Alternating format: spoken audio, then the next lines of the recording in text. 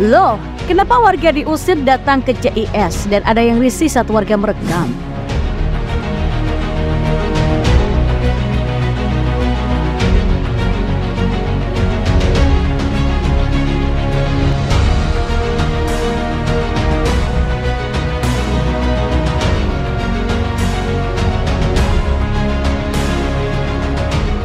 Ada lagi cerita menarik dari JIS. Ini terkait dengan salah satu warga yang merekam JIS dari luar. Di media sosial beredar video yang menampilkan seorang petugas melarang warga untuk merekam suasana JIS dari luar. Masih belum tahu alasan larangan merekam stadion itu kenapa.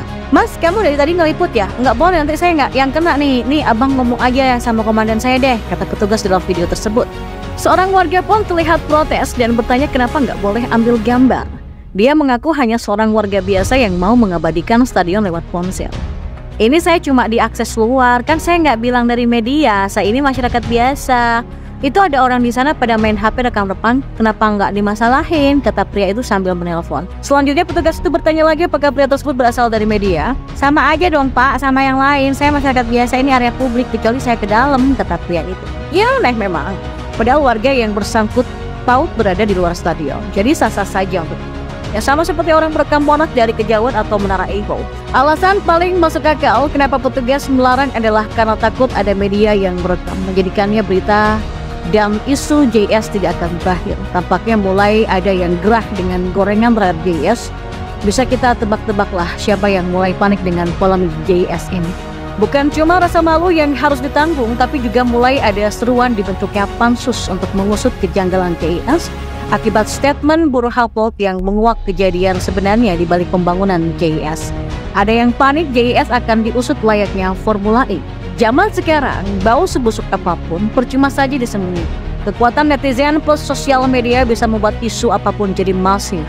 Percuma melarang orang merekam, nggak ada gunanya. Isu sudah berkembang mulai dari rumput, sarana dan juga prasarana sampai statement buruh Hapot. Di balik kemegahan JIS ada tangan Anies yang menjadikannya nyata.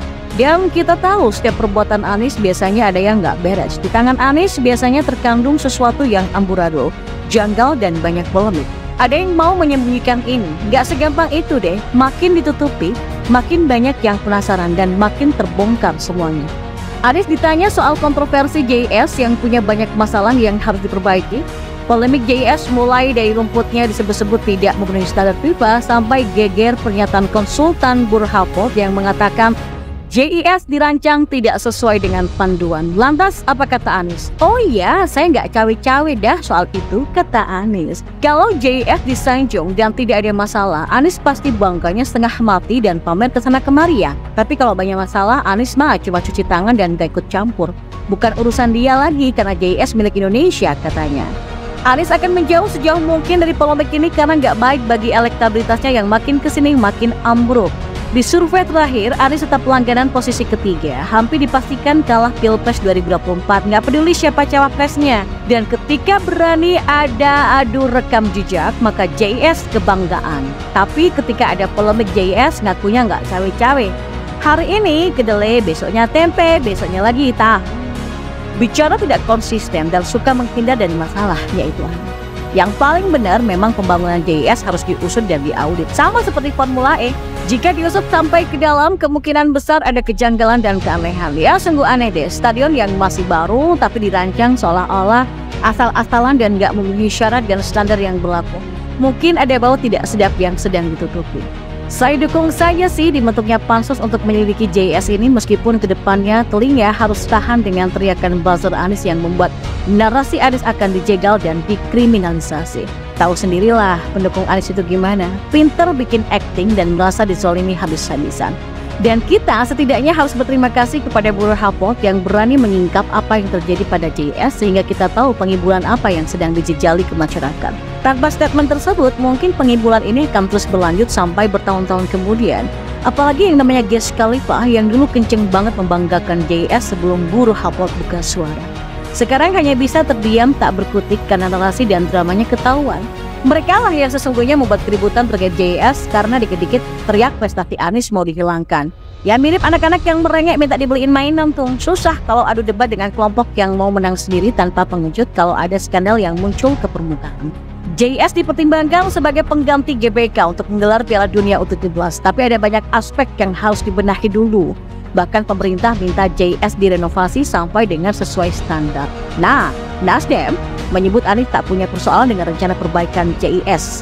Anies Baswedan tentunya nggak punya kapasitas untuk mengatakan tidak dan iya, karena itu bukan punya dia, itu punya pemerintah, punya rakyat, punya Persija. Harusnya memang itu tanggung jawabnya Heru sebagai Gubernur DKI Jakarta dan tanggung jawabnya Menteri Perhubungan dan Menteri PU untuk melengkapi fasilitas-fasilitas yang belum dibangun di zaman pemerintahan Mas Anies, kata Waketum Nasdem Ahmad Ali.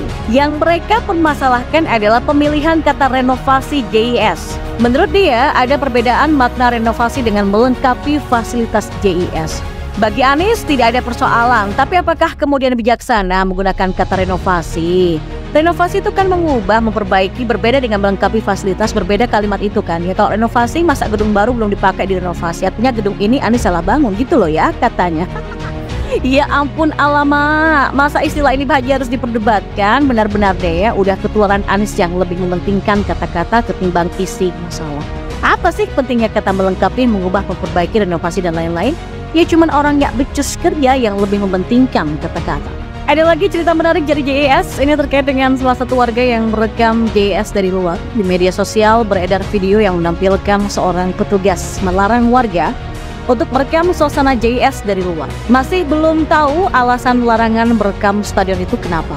Mas, kamu dari tadi ngeliput ya? Nggak boleh, nanti saya nggak yang kena nih. Nih abang ngomong aja sama komandan saya deh, kata petugas dalam video tersebut. Seorang warga pun terlihat protes dan bertanya kenapa nggak boleh ambil gambar. Dia mengaku hanya seorang warga biasa yang mau mengabadikan stadion lewat ponsel. Ini saya cuma diakses luar, kan saya nggak bilang dari media, saya ini masyarakat biasa. Itu ada orang di sana pada main HP rekam-rekam, kenapa nggak dimasalahin, kata pria itu sambil menelpon. Selanjutnya petugas itu bertanya lagi apakah pria tersebut berasal dari media. Sama aja dong pak, sama yang lain, saya masyarakat biasa, ini area publik, kecuali saya ke dalam, kata pria itu. Ya aneh memang, padahal warga yang bersangkut paut berada di luar stadion, jadi sah-sah saja untuk merekam. Ya sama seperti orang merekam Monas dari kejauhan atau Menara Eiffel. Alasan paling masuk akal kenapa petugas melarang adalah karena takut ada media yang merekam, menjadikannya berita dan isu JS tidak akan berakhir. Tampaknya mulai ada yang gerah dengan gorengan terhadap JS. Bisa kita tebak-tebaklah siapa yang mulai panik dengan polemik JS ini. Bukan cuma rasa malu yang harus ditanggung, tapi juga mulai ada seruan dibentuknya pansus untuk mengusut kejanggalan JIS